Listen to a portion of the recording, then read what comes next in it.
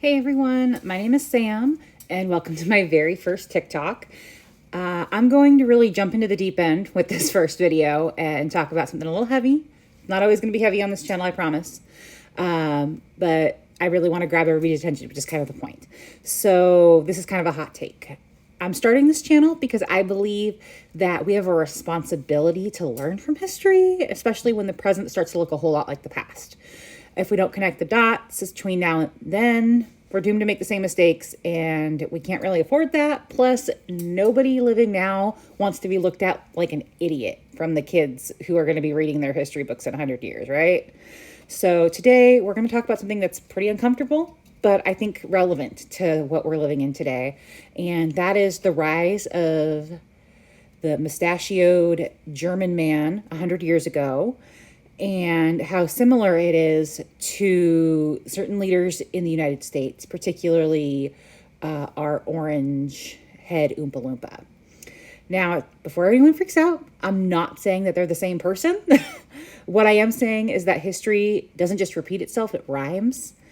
And when you study how the mustachioed German came to power, you see some similarities that are impossible to ignore.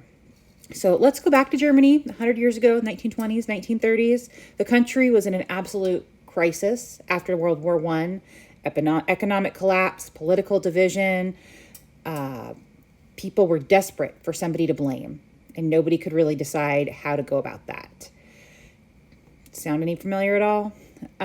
So enter our mustachioed villain who knows exactly how to exploit that anger and fear.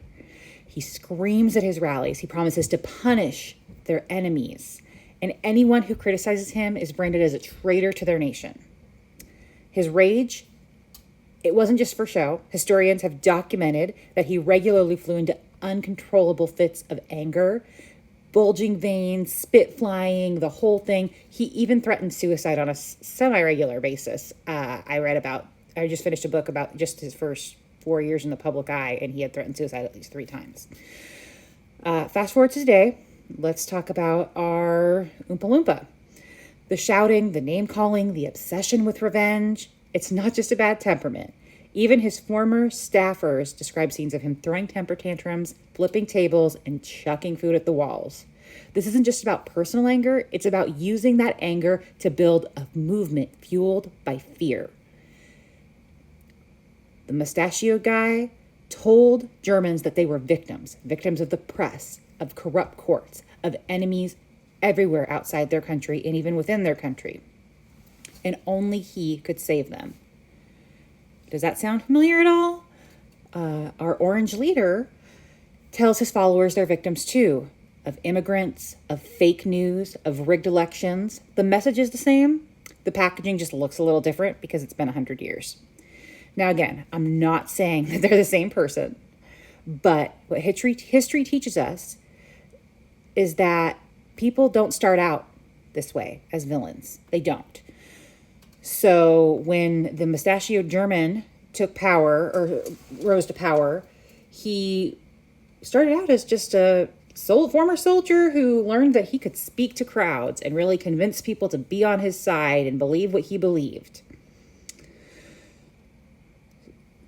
And the scariest leaders are the ones who can convince people that they themselves are the victim and violence is justified to take back their country. And that phrase to me, take back your country, sounds a lot like what we say, MAGA. Just my opinion. Do with that what you will.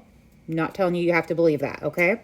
This is exactly why I'm starting this channel. Too often, people believe whatever headline is flashing in front of their face. And right now, it changes almost on the hour. There's always some new big thing, new plane falling out of the sky, new big issue in the political sphere, so that nothing gets the attention it deserves because it's coming at us fast and furious. I encourage you, my goal is to break down history and connect it to today and encourage everyone to dig deeper, to find their own sources, to learn from the past so we don't keep making the same mistakes. Before I wrap up, I do want to give a shout out to my personal favorite news source, which is Meidas Touch. They're independent And so they're not really tainted by anything from the far right, the far left, whatever. They're going to give you a pretty solid view of what's going on. Please check them out. Form your own opinions, okay? If you've made it this far, thank you from the bottom of my heart for watching this first video of mine as I blunder through this process.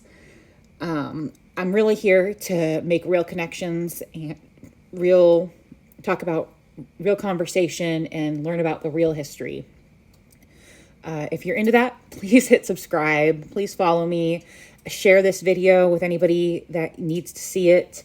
And let me know in any comments if there's anything you want me to research, if there's something you want to know more about, or if there's something that you know that you think should be shared with the masses. I'd love to do that for you. If you find something that contradicts what I say, share that too. I'm open. I want to learn, okay? Finally, I am listing sources for the things that I've been saying. Like I said, I just finished a book. I've also been doing online research, and I've got some videos, I believe, as well. So those will be available for you. Thanks very much. I'm looking forward to posting again soon.